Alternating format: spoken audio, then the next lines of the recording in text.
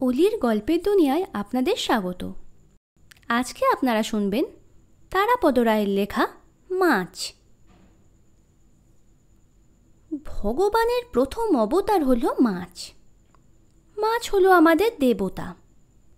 আবার প্রেমের দেবতা মদনের অপর নাম হলো মীনকেতন, মীনধ্বজ।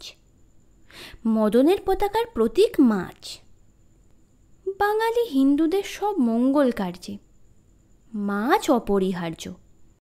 বিয়েতে, অন্নপ্রাশনে তো বটেই, শুভ বিজয়া দশমীতে, শ্রীপঞ্চমীতে জোড়া মাছ লাগবে।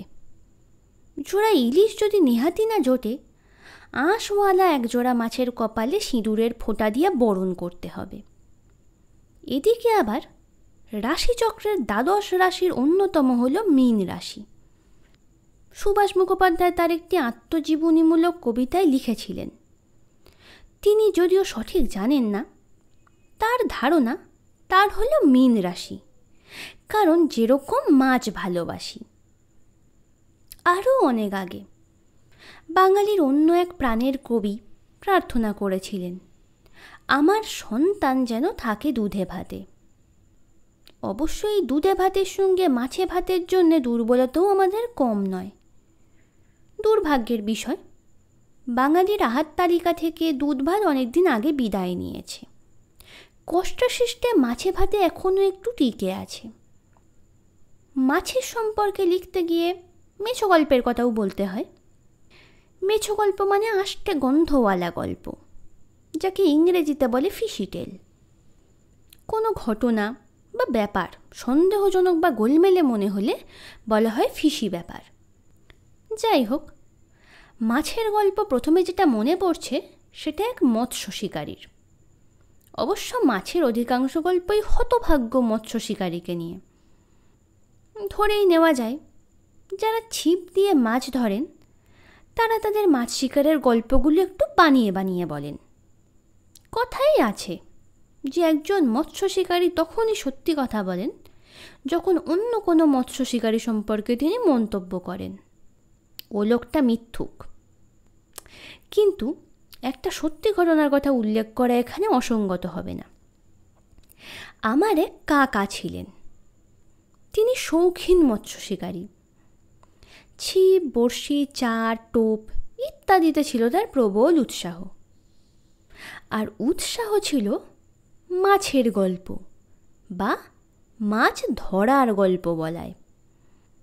একদিন লক্ষ্য করলাম, কাকা লোকেদেরকে একটা কাতলা মাছের গল্প বলছে, যে মাছটা তার ছিপে সুতো ছিঁড়ে পালিয়ে যায়।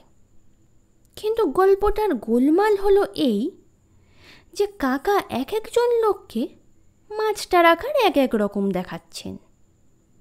বেশ কয়েকবার এ ঘটনা ঘটবার পর আমি কাকাকে জিজ্ঞেস করলাম, এক একবার এক একজন লোককে কাতলা মাছটার সাইজ এক এক রকম বলছো কেন?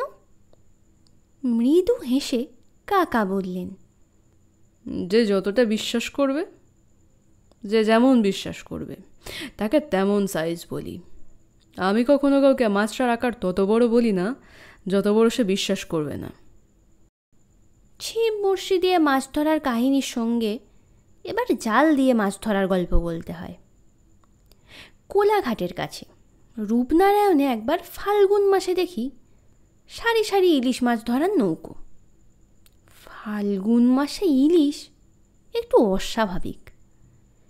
তীরের কাছ দিয়ে একটা নৌকো যাচ্ছিল। আমি সেই নৌকোর মাঝিদের চেঁচিয়ে জিজ্ঞেস করলাম, আপনারা যে এখন ইলিশ মাছ ধরতে যাচ্ছেন, এটা কি ইলিশ মাছের সময়? অত্যন্ত বিরক্ত মুখে এক প্রবীণ জেলে নৌকো থেকে আমাকে জানালেন, দেখুন, যখন ইলিশের সময় একটা ইলিশও তখন নদীতে আসেনি, আবার এখন তখন ইলিশের সময় নয়, তখন ঝাঁকে ঝাঁকে হাজারে হাজারে ইলিশ নদীতে চলে এসেছে। তো ইলিশরা নিজেরাই যদি তাদের নিয়ম না মানে, আমরা সে নিয়ম মেনে কি করব? যাই হোক, অনেক হাসির ব্যাপার হলো। এবার একটা দুঃখের গল্প বলি। গল্পটা খুবই পুরনো, খুবই দুঃখের, চিরকালের এবং চিরদেশের। যে কোনো শৌখিন মাছ শিকারী যিনি কিনা ছিপ, বড়শি, চার টোপের কারবারি, তার মনের গোপনতম দুঃখের সত্য কাহিনী এটা। 7 দিন ধরে চারের মশলা জোগাড় করা হয়েছে। তেলের ঘানি থেকে আনা হয়েছে সর্ষের খোল, যা 3 দিন জলে ভিজিয়ে সারা বাড়ি পচা গন্ধে ভরে গিয়েছে। তার সঙ্গে যুক্ত হয়েছে হালুই করের দোকান থেকে নিয়ে আসা চিনির গাদ, যেটা মিষ্টি বানানোর কড়াইয়ের উপরে সাদা ফেনা থেকে কালো লোহার হাতায় তুলে উনুনের পাশে একটা বড় গামলায় রেখে দেওয়া হয়। 1000 বোতল চোলাই মদের মাদার টিনচার 1 হাতা চিনির গাদ। সেই চিনির গাদের মদির সৌরভে শুধু বাড়ি বা পাড়া নয়, পুরো এলাকা আচ্ছন্ন হয়ে গিয়েছে। এবং এখানেই শেষ নয়, এর সঙ্গে যুক্ত হয়েছে একাঙ্গি, টম্বল, ছোট এলাচ, মেথি, এইসব দামি মশলাসমূহের ভাজা গুঁড়ো। তার গন্ধ কম মনোহর নয়। এ হলো চারের কথা। এরপরে টোপ আছে, হুইল আছে, সুতো আছে, বড়শি আছে, ফাতনা আছে। সে এক বিরাট রাজস্ব যজ্ঞের ব্যাপার। কিন্তু ফল কি হলো? সারাদিনের পণ্ডশ্রমের শেষে শূন্য হাতে এবং ব্যথিত হৃদয়ে মৎস্য শিকারী ফিরলেন। যথারীতি একটি মাছও তিনি ধরতে পারেননি। কিন্তু বাড়িতে তো খালি হাতে যাওয়া যায় না, সে তো মহা হাসাহাসির ব্যাপার হবে। ফেরার পথে ভদ্রলোক এক মাছের দোকানে গিয়ে 4টে মোটামুটি সাইজের মাছ কিনলেন। তারপর মাছওয়ালাকে বললেন, ভাই, মাছগুলো আমাকে দূর থেকে ছুঁড়ে ছুঁড়ে দাও তো, আমি ধরি। মাছওয়ালা অবাক হয়ে বললেন, কেন? ভদ্রলোক বললেন, তাহলে আর কিছু না হোক, বাড়ি গিয়ে বলতে পারবো মাছগুলো আমি ধরেছি, শুধু শুধু মিথ্যে কথা বলতে হবে না। পুনশ্চ নদীর ধারে দাঁড়িয়ে একজন লোক ছিপ দিয়ে মাছ ধরছিল। হঠাৎ তার ছিপে ধরা পড়ল এক অতিকায় বোয়াল মাছ। একটু টানা হ্যাঁচড়ার পর বোয়াল মাছটা অতর্কিতে বড়শি সুতোয় জোর ঝাঁকি দিতে লোকটা ছিপ সমেত জলে পড়ে গেল। অতঃপর শুরু হলো মাছে মানুষে লড়াই।